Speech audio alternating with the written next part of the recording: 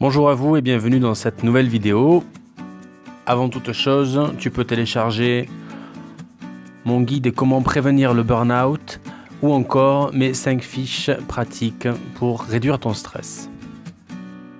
Être égoïste pour être plus heureux. Depuis notre plus jeune âge, on nous présente l'égoïsme comme étant une tendance des plus mauvaises. Parce que l'on vit au travers d'une obligation de solidarité, on nous a appris à nous soucier du bonheur d'autrui, parfois aux dépens de notre propre bonheur. Enfant, il fallait partager, apprendre à ne pas être la priorité de ses parents, en même temps qu'il fallait composer avec un sentiment de frustration. Une fois l'âge adulte, l'égoïsme est perpétuellement passé au second plan de notre quotidien. En effet, face aux multiples obligations de la vie professionnelle, d'une vie parentale ou encore d'une vie de couple, on apprend à faire taire encore davantage ses envies ou ses sentiments, se préoccupant davantage des autres que de soi-même. Mais si le secret du bonheur résidait dans l'égoïsme? Et si penser à soi voulait simplement dire être heureux? L'égoïsme, qu'est-ce que c'est exactement? Quand on évoque l'égoïsme, on a tous en tête l'image d'une personne quelque peu suffisante qui n'a de cesse de tout ramener à elle, de ne parler que d'elle.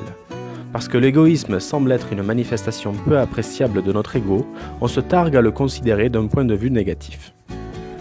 Pourtant, dans son sens premier, l'égoïsme revient à prendre en considération son propre bonheur, son propre intérêt, même si cela doit se faire aux dépens d'un autre.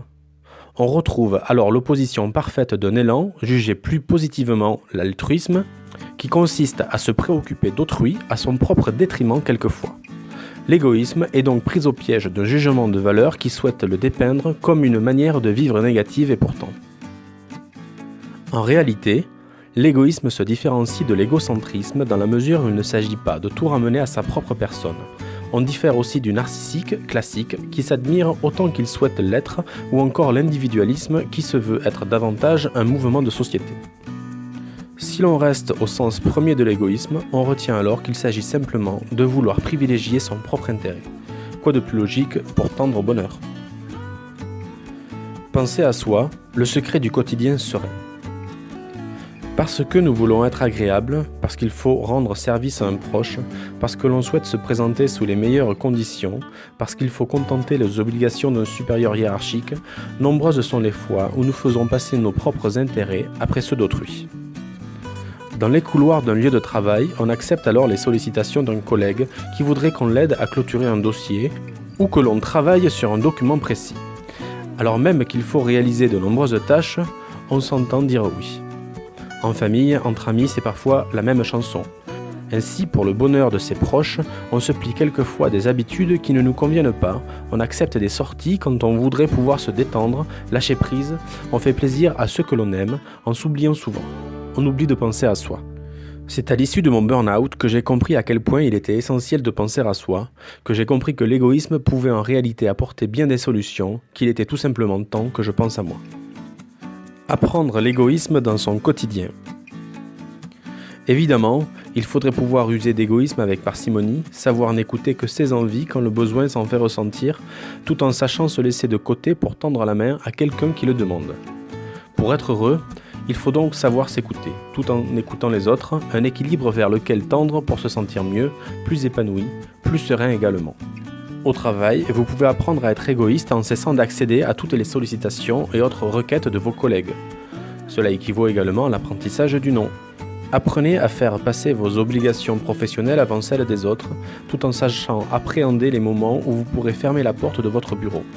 Rien ne sert de faire des heures supplémentaires pour aider votre collègue si vous vous sentez fatigué, que vous avez prévu une fin de soirée agréable, osez dire non. Dans une sphère plus privée, l'égoïsme ne manque pas d'être des plus bénéfiques également. En famille, entre amis, en couple, penser à soi permet d'être plus épanoui, de pouvoir donner bien plus dans une relation épanouie et sereine. Les mamans doivent alors apprendre, au même titre que les papas, à prendre le temps de penser à elles, à eux, uniquement. Vouloir s'accorder un temps de répit rien que pour soi permet de se détendre, de lâcher prise, loin des obligations et autres occupations de l'intérieur, loin de l'agitation des enfants, osez penser à vous. Dans un couple, dans une relation amoureuse, au même titre que dans une famille, on a tendance à considérer de manière plus négative encore l'égoïsme. On voit alors de nombreux couples évoluer dans un équilibre au sein duquel chacun des deux a oublié de penser à soi.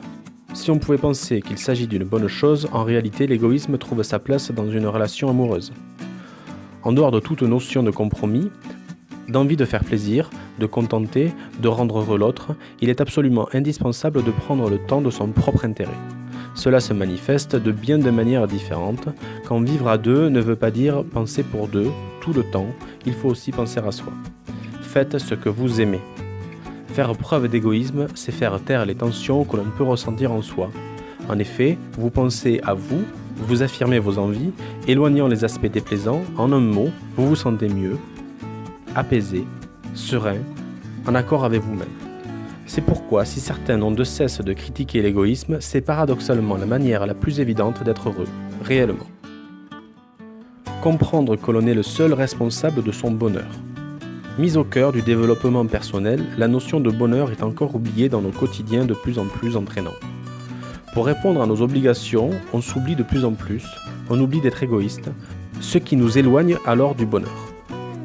Parce que j'ai conscience aujourd'hui des bienfaits de l'égoïsme, je vous encourage à en faire preuve au quotidien, quelle que soit la forme que cela prendra dans votre vie personnelle.